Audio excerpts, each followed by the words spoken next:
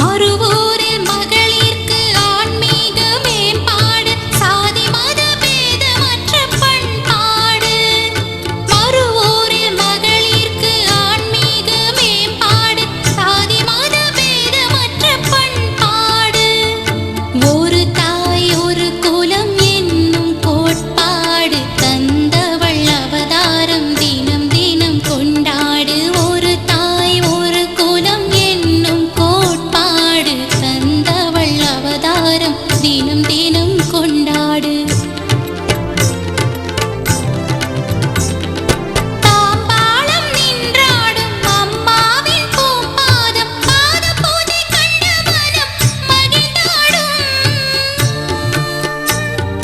தாம்பாளம் நின்றாடும் அம்மாவின் பூப்பாதம் பாத பூஜை கண்ட மனம் மகிழ்ந்தாடும்.